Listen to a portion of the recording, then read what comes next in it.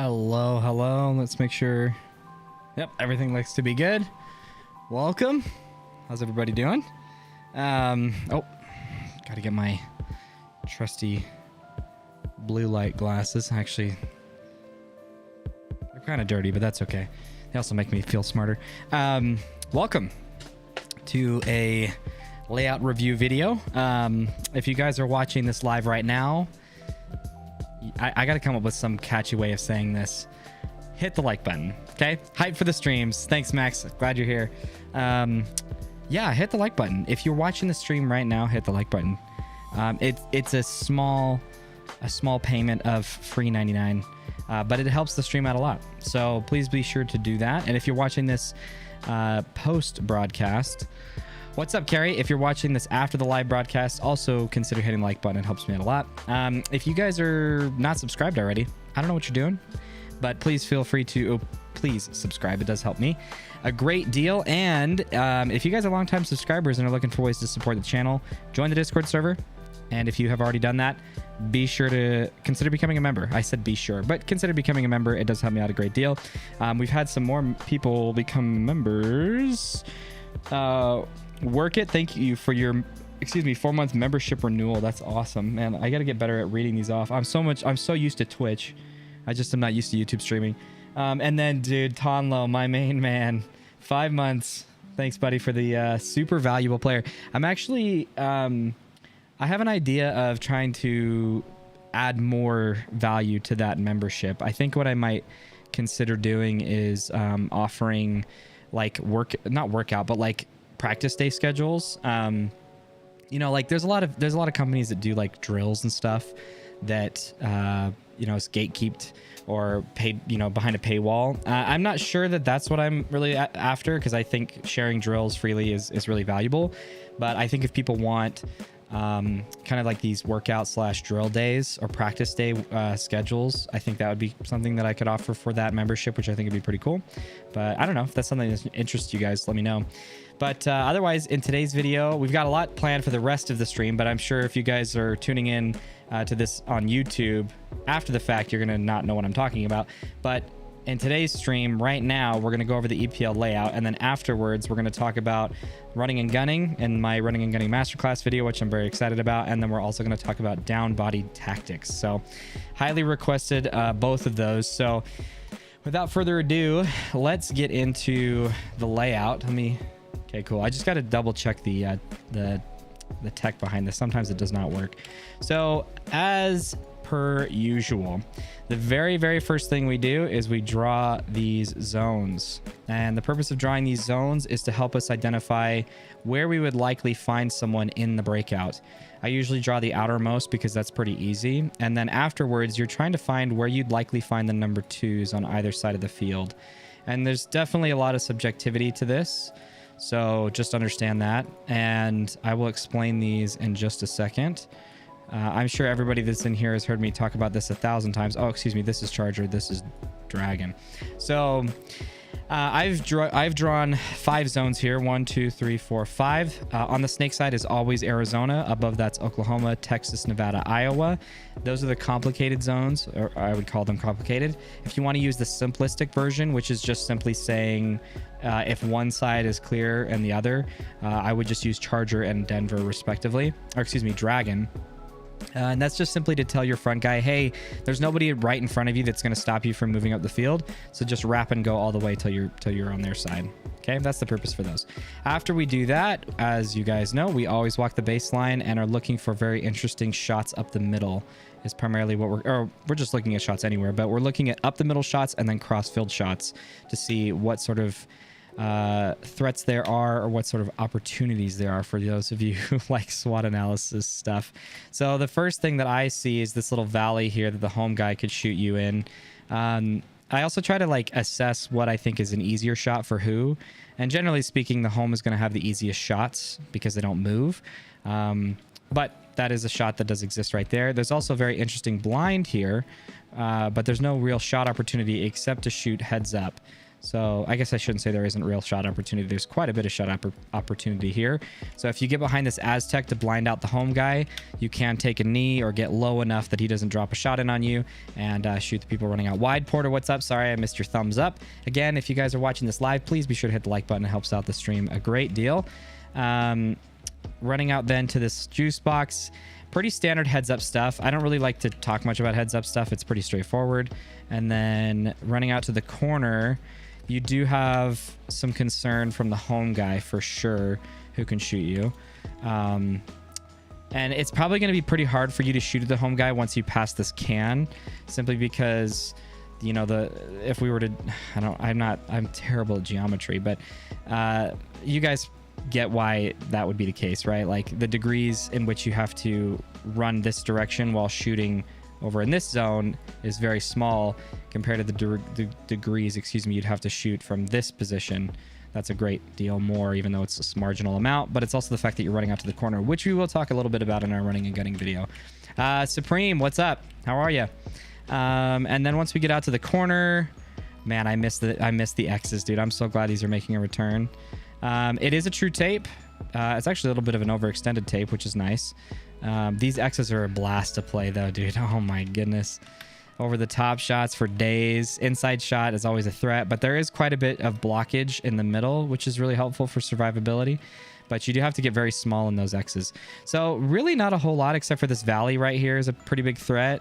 And then obviously if anybody decided to take a knee in this dead zone right here, that would be a threat to you. If that is the case, if you're running and gunning, that's the guy you want to shoot for.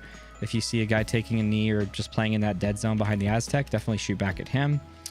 Over on the D side then, we have fairly straightforward up the center shot. This is a quick enough shot that I would suspect only the number 2 on this side would be threatened by it. Just because the number 1 I think is going to beat that, right? It's like 2 steps and then you're pretty much blinded, and I think you can beat that paint. But you do have this valley here, which they would have to have their first 2 balls on to hit you in this, but it is possible. Definitely depending on what division you're playing in, that route is pretty hard to survive. And then you do have the same sort of blind here where you can take a knee and shoot these gaps. Again, just making sure that you're using this Aztec as a blind from the back center. But I would imagine that any runners out to the corner would also have a potential of shooting you, which sure enough, they do. So that seems to be the biggest threat, is running out to the corner for those guys taking a knee. It's also possible that these people trade, right? That, you know, if you run here and then take a knee and you shoot for that guy, it's possible this just becomes a 50-50. Right? You guys get it. In this little zone right here. Continuing out to the corner then, we have a Dorito. That gap is pretty big comparative to the snake, it looks like. Is that true? No, not really. It's actually the same gap. It's a pretty big gap on either side. So I would say that so far these dead zones are pretty important in how you play them. That seems to be, and from there it's pretty binary in which side you decide to bingo. So the valleys here, for example, are pretty much identical, and then obviously these guys I would suspect are going to be just shooting heads up, right? Ayo, I appreciate you been using your guides to apply to Speedsoft. Has helped me tremendously. Glad I could catch a stream. Hope you have a good night so far. Hey, thanks, Mr. Scars. Thank you. Yeah, I've actually, I don't know if you're the same person or the second person I've talked to about Speedsoft, but that's awesome. I've seen some videos of it. It looks really cool. It seems like a really fun, practical way to kind of play similar paintball stuff. John, what's up? Welcome. So really the home guy gets to decide which side you want to bingo. It looks to be, and if for those of you who don't know, bingo is just like we're gonna put 2 guns on the same person in hopes that we kill them off the break or bingo them. And then running out to this corner, then I think we're pretty safe. So I would suspect that you could use this corner. There's a couple options you can. So we're just gonna go talking into the Dorito side now. You can decide to lock off this zone, if for whatever reason they pulled up short, but I would suspect that it's easy enough to survive this route here that doesn't seem very valuable. And in which case I would actually just blind up the middle and instantly take this Dorito bite so that you can be in position to fight this guy. right here. So that seems to be the first challenge you're going to run into if they pulled up short and you did not. Otherwise, you do have a bit of a heads-up battle. You can lob paint at each other here, but it's also optional to dodge that paint by just coming down low and shooting right here. Again, if they pulled up short to the can for whatever reason, this is a great place to lock off that zone. But otherwise, I would suspect that you could probably even dodge that can's paint. They are going to be shooting... that can over here is definitely going to be shooting paint right here, which has a potential to fall on your pack, but not very likely. You could probably go lower than both of those. So we're going to see what's going to stop these routes here once we have a chance to look at the field. The question is then if you use these dead zones to block off and then instead you ran up. So like, let's say, for example, you came here, you came out right here. That's kind of an awkward zone, to be honest. But if you came here and then ran up, now you can take over that Dorito zone, which makes it a lot less free. So that means that when you are running this Dorito route right here, you do have to be careful about that Aztec guy. But once you get here, you need to see if he's walking up to his zone right now, or if he's already made it. But just make sure to look at this gap. Otherwise, you can ignore the can guy, and you can ignore your heads up mirror. There's nobody who can really stop you except for the Aztec and perhaps the home guy. The home guy's paint you can dodge if you just head check. Either you head check standing tall or probably not standing tall. I would head check really low. This would be the first head check I would make, is right here, and just see, is there paint coming at me from the home? If so, then you're gonna have to pump the brakes. Otherwise, you're good to run. The 1, 2, 3, 4 shot really helped me at practice, and my timing has definitely improved as well watching your videos. Thanks. Absolutely, Carrie. Thanks for sharing, man.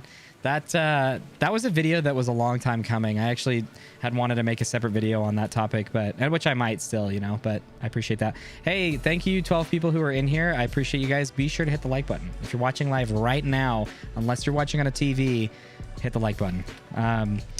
All right, getting up here then to the Doritos. It is kind of not a true tape, sort of. You obviously do have to worry now about your heads up guy. So the easiest, this is actually a pretty hard thing to deal with for a lot of Dorito players.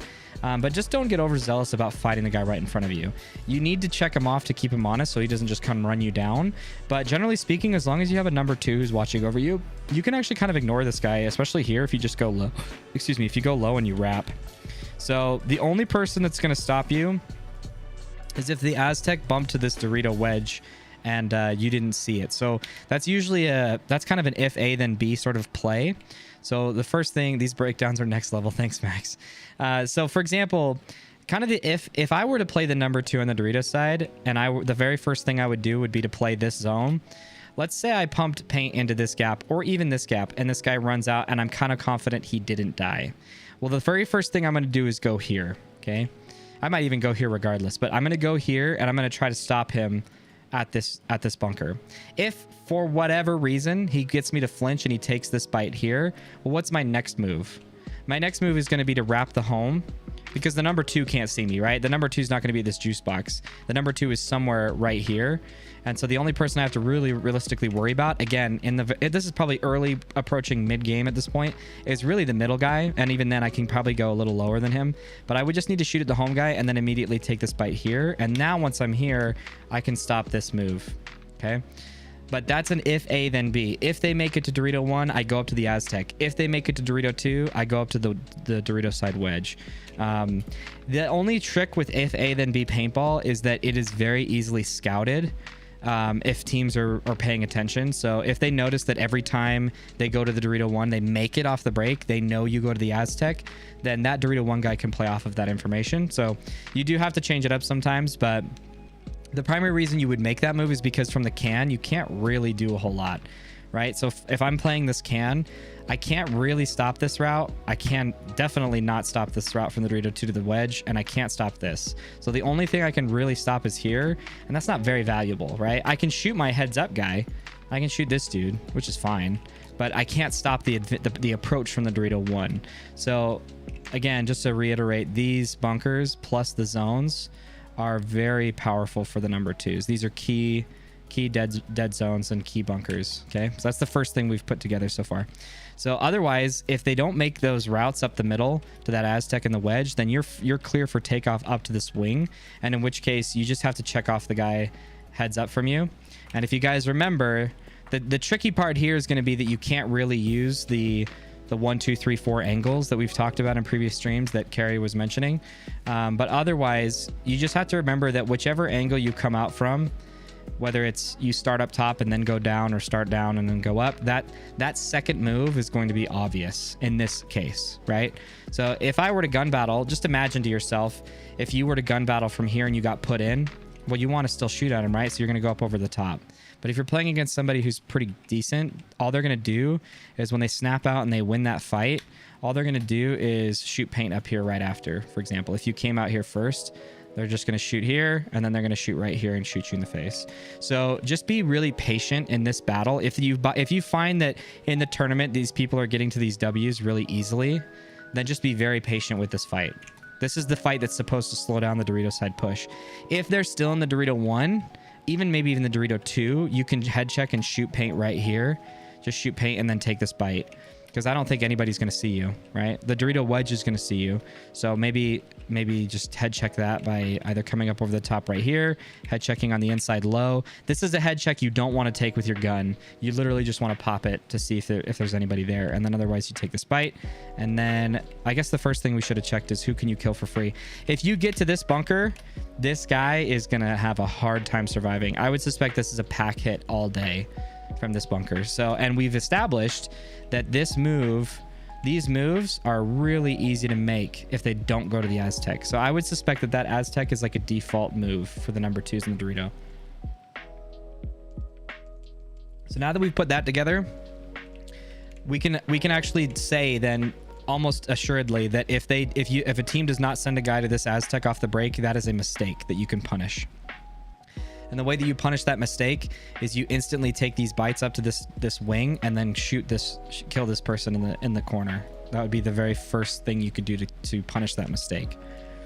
Okay, because that's the thing. Like we talk a lot about, like, this is the right route, this is the only thing that's going to stop you, and then we always try to find out what's like the free kill that you get for making those moves. And some are pretty rewarded and others are not. This is a very rewarded move. If so, that does mean that if you go to the corner on the snake, you have to be very, very careful. Otherwise, I would not take any wraps. I would not wrap this far to shoot anybody here. I would not do that. That's super dangerous. And instead I would come here. Once you get to this Dorito, I would never say that a snake kill is free if there's a beam attached to it. Because these beams, they can always just go, they can lay back down right as you shoot at them. So otherwise, this guy, if he's not looking at you, is kind of free. This guy's a little less free. But this guy's one that you'd have to check off right away. And the problem is you have to commit to the move. So just play very small. Know that if they're at that 40-ish snake, you're in trouble. So you either have to kill them or they have to not be there, because otherwise you're living behind your gun. Your first heads up challenge, aside from anybody that's, whatever's going on over the tape, is this guy. This guy's going to have to live behind his gun if you do win this heads up gunfight, because what you're going to do is you're going to pinch him out. So a call that you guys should use is Tokyo. So there's other terms that people can use, but Tokyo is a term that we and several other teams use to signify that this person is, we need to pinch this guy out. It's usually a good way to, like, there's some layouts in which a bunker is just so strong and it's very hard to overcome the strengths of that bunker unless you just put 2 people to bully him. And obviously the best way to bully somebody is from the opposite angles, right? It doesn't really do much to shoot 2 people essentially from the same angle at one bunker, but it does a lot to, in this case, have this guy challenge him heads up and then have somebody cross field Tokyo him as well, even if that's a blind shot. So for example, if I'm playing this Dorito and I shout over to my corner guy and I know his name, I say whatever, Tokyo the can. I mean, we'd have a call for that, but I'd say Tokyo this. You don't even have to call the guy's name. The people should just know. If this guy's able to hear that, which it's a long distance to say this, if he hears that shot or hears that call, then all he has to do is literally just shoot 10-20 balls right here in that zone, in this little gap. You'd probably shoot him in the face, shoot him in the head as he starts to pinch him out. And again, that's why your number 3s and 2s are really important in that situation, because those are the people that are going to carry that info. After that, it's a death zone, man. To try and get from this Dorito 40 to their Dorito 40, you have to check off a lot of people. So assuming the only real way you can make this move is if this guy's dead, probably this your heads up guy. And if you get this dude to flinch, you have to check off the home guy as well if he's still there for whatever reason. And then otherwise, if the home guy is not there, you have these center bunkers that are going to be a nightmare as well. So this move is pretty risky. This is a move that I can see a lot of people making too quickly and dying. But if you find that a team is looking one direction over another, that's a great solid move to make. All right, let's look at the snake side real quick. Guys, 15 viewers, thank you so much. Be sure to hit the like button. Helps me out a great deal. I truly mean that. It does help me out a lot. YouTube is sometimes a very obvious, easy to manipulate algorithm. Sometimes it's not, but that is easily one of those that is very easily manipulated. All right, let's look at the snake side then, at this gap as well. So this gap is, I would argue, even larger right here. And really the strongest counter to this move is either for the home guy to ignore you and take this wedge off the break, the center wedge, or for somebody to be running and gunning out to the corner and shooting back at you. Because, I mean, that becomes very likely maybe a 60-40, maybe 55-65 55-45 in your favor, but it's still enough of a threat to you that you should be worried about that if they start to send people in the corner. But otherwise, if we go up to this Aztec here, we have a lot of control in the snake zones, so we can definitely bully the corner guy. I would say this is probably a better matchup for the Aztec than it is for the X, because this is an easy shot to shoot. This is a very easy shot for you to shoot. The only thing you can't really see is this, and they could blind shot you, but you could also just shoot paint back in that zone. And otherwise, you have really, really strong gaps to shoot as people try to get into the snake. And usually the best thing to do is, if you see somebody go low out of this, just shoot your paint right here. If you see somebody kind of going high, shoot your paint right here for the corner. You don't even have to shoot right here. You just have to use that window to gain your information as to where you should be shooting paint. So again, this Aztec is very, very strong.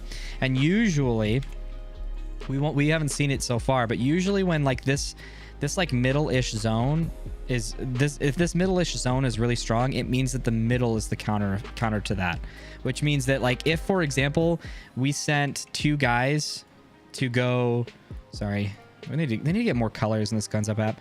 If they sent 2 guys here and their middle guy, instead of shooting off the break, just ran up here and came here, this would be a really easy way to counter that push. I mean, you don't even have to stop there. You could honestly get here and pick people off. There's just a lot that you can do.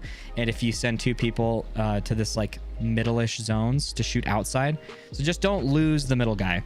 And I would suggest that if you are going to send, for example, 2 people here off the break, I'm not sure I would do that, but if you were to, you need to send at least 1 guy out to the corner on either side to then shoot back at the home to make sure that they see that intel, that they see that information. The problem is if they die with that information, you're kind of screwed. But okay, getting to this can, I'm not sure why I guess the can is an option. If we get to the can, you can shoot the snake. It's a bad shot. Otherwise, you have a heads up battle and then a big gap to run through. So you have to put in this guy, and you'd have to commit to a pretty wide run right here to make it, and that Aztec guy is going to chop you up.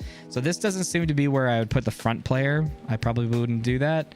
If you come here, however, now you can see this guy, which is really good.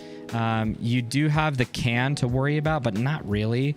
This can guy is going to mostly threaten you if you go to the corner. He's probably not going to hit you if you go here, depending on how low and fast you go. Because if you shoot the guy, let's say for example they sent their number 1 into the snake, their number 2, yeah, we'll even say number 2 here, and their number 3 here, which would be pretty bad for you.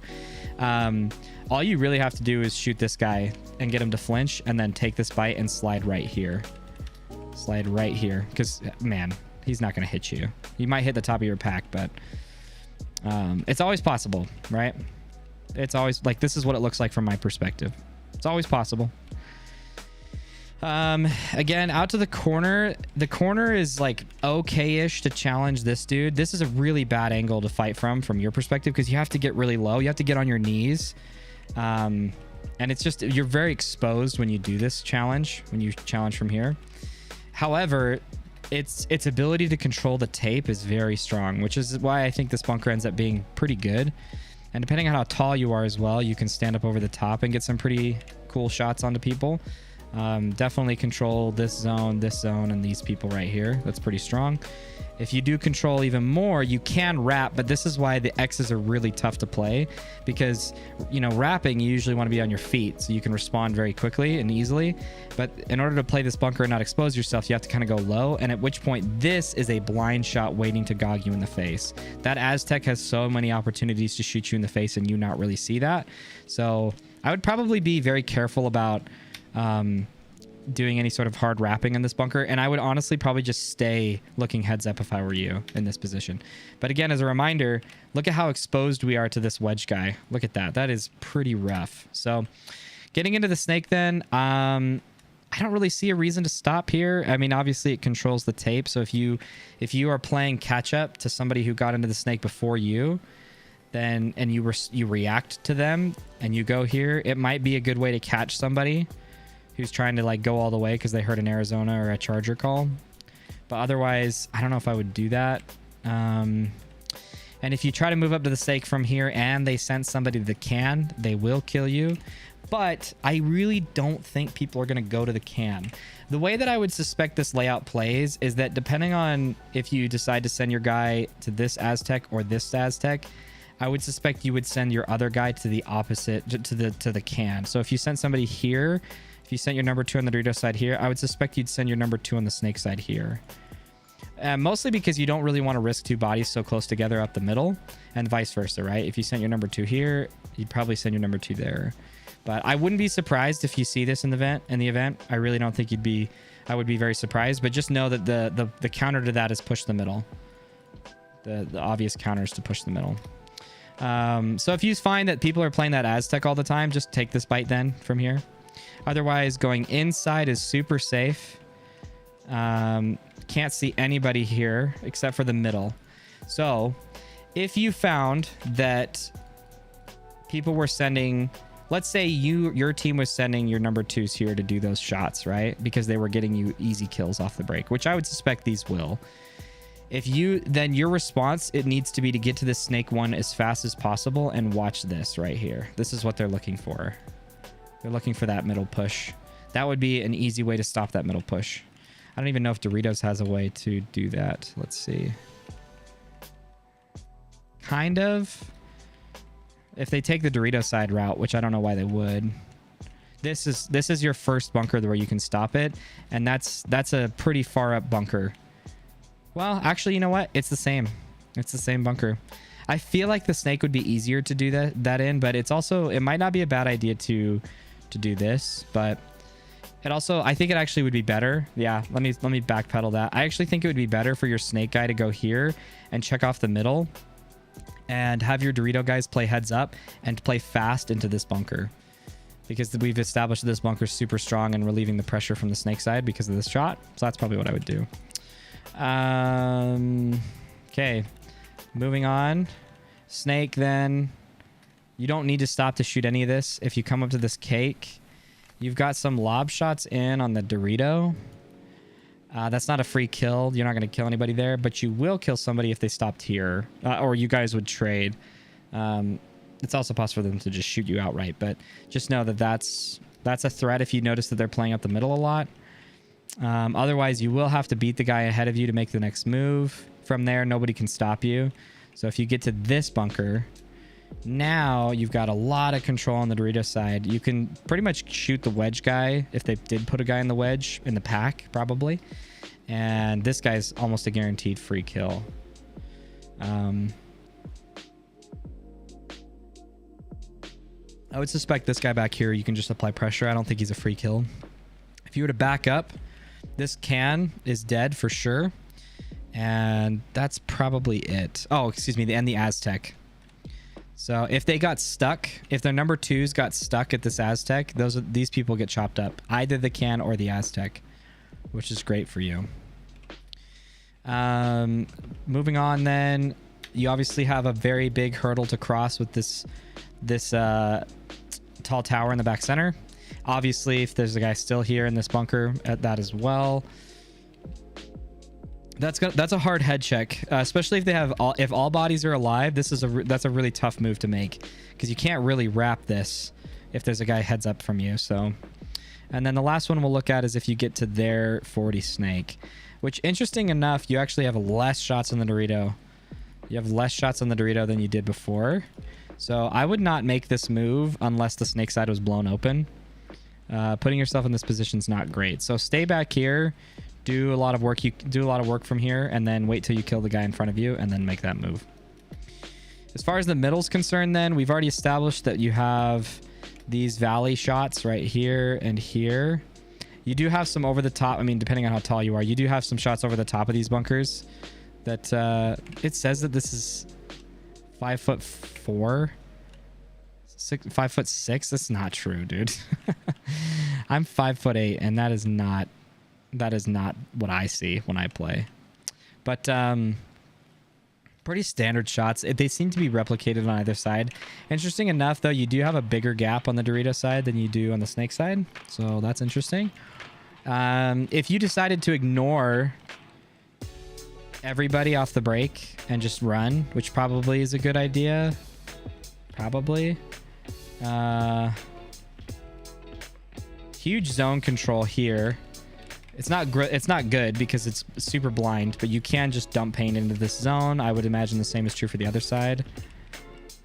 Yeah, same is true for the other side. Again, not great zones to hold. You just kind of expose yourself for no reason. But this is, again, one of those where, like, if I were to make this move, I would make this move because I want to counter the Aztecs that are shooting heads up on either side. And depending on which side I put that together on. So let's say, for example, I head check here and I don't see anybody shooting, and I come here and I head check here and I do see someone shooting. You have a couple of choices. You can either play this side right here and you know, essentially come this direction to try and find him. The only problem is if you overcommit to that, you're just going to have the whole snake side exposed to you. So now that I actually say that, I think whatever side you see that person's gun shooting out of, if you see him shooting out of this left side, I would probably push this direction and then checking off the right. So we know, like, let's say, for example, I'm the middle guy and I know that there's a dude here. That's probably the number 2 on the Doritos side, probably. And then there's somebody over here in the Doritos. But we don't see, they can't see us and we can't see them. So we're just blinding them out. We also can't see the middle guy. So what I would do here is I would just check this dude off. I probably wouldn't even shoot at him. I would check heads up and then I would run looking snake way. And then as soon as I checked off snake, I would probably come to this Aztec right here, looking for the Dorito, still blinding out the middle guy, because now I need to make it so he can't see me. If this guy's still shooting, I can either sit here and wait for a second, and then, or maybe, you know, bait some sort of push out to the Doritos, or I can then just commit, right? Because who's going to shoot me? Snake can't see me. There's no way they're going to be at that 40 by the time I make this move. Snake can't see me. No one can see me right now. Snake corner guy, if he decides to look inside, is going to chop me up, or the snake, if he's looking inside right now, is going to chop me up. But I would suspect that you could trade this guy out before you got called. But anyway, it looks to be harder. It seems to be harder to dig out more than one person from that center position, unless they were the ones to make the move. So if you, for example, punched up the middle right away, and then they sent both of these guys here, and then maybe after the early game, you've then moved on to mid game, and one of these dudes decides to, like, let's say you go here and you're looking this way. If this guy decides to push up here after the fact, that guy's dead for sure. So that means the Aztecs need to look for that. All right. As far as breakouts are concerned, this is a layout that I feel like you can just choose whatever is your strongest side. So for example, if you have a really good snake player and he's like kind of your best player on the team, then play the snake side, push it hard. Just understand that on this layout, at least, this bunker has a huge crutch in that this bunker is going to pinch them out pretty easily, and it's not very difficult to get here. So that's probably the biggest weakness I see on either side, is that snake corner is very strong, but it's also very hard to survive in. outside of that, I think the Dorito side is like a pretty standard play heads up for as long as you can and stay in this bunker. I wouldn't cross the no man's zone probably. This no man's land until you've got 2 kills on one side. If you get Tiger 2 out of the Doritos, then go for it. But you can do a lot of damage from this Dorito right here. Not a bunch of free kills for sure, but when you get up to this Dorito, essentially the wedge behind that and these bunkers here, with the exception of this one, those are all kind of like free game for the most part. You're not going to kill this guy, but you are going to bully the crap out of him. These zones are super important. Excuse me. We've already said these zones are very important. So I would suspect that people will play these a lot. Just be aware if they start to double stack it. And if that's the case, send your middle guy up the middle right away. Otherwise, it's like honestly super symmetrical. Both sides can see pretty much everything. And it's really just a matter of like, okay, we noticed that they're winning on the Dorito side. That either could be because they just got lucky or their Dorito side's better than ours or what. In which case, all you really need to do is just have your home guys gun that way. That would be the response to that. So that you have 2 guns shooting that direction. I guess the last thing to say is if you put a guy up in this Aztec and the Dorito side, I would probably say to put your snake side guy here and vice versa. Again, to avoid putting 2 people up in the middle too close together. Because again, if you lose one guy and your number 2 is here and your number 3 is here, you're in big trouble. This guy can't possibly make it over this way, and he can backtrack if he wants, but by the time he backtracks, as soon as they get a Tiger out of this side and the dude was already in the Dorito 1, he's going to be up here very quickly. Very, very quickly, and could possibly even shoot you as you try to make that move out. So that's, I mean, obviously you could send your number 3 to respond to that play, but it's kind of the same situation. So just try not to get stuck in putting people there because it's super strong. But that's it. It looks like a pretty fun layout. I think it'll be interesting to hear about. So for those of you who do play in the tournaments and come back and report on either your practices or how you did in the event, I always appreciate those comments. So feel free to always come back and report on how you guys did. Also, let me know in the Discord server. And if you haven't joined the Discord server, please do. It's in the description, link down below. That's pretty much it. So that's it for this portion of the stream for tonight. For those of you who are watching this live, I'm going to end the stream now and get the other segment set up. I will link the stream right... Oh, where's my mouse? Hello. Oh, here we go. I'm going to get that link sent over right now in the comments section. Or excuse me, in the description. No, not the description. In the chat. That's what I'm trying to say. Here's the link for the next video. If you guys are watching this live. Otherwise, if you're watching us on the YouTube video, thank you so much for watching. Be sure to hit the like button, comment down below if you learned anything, and I'll see you guys in the next one. Bye. Wait, where is it? There we are. Yes, report and judge him, please.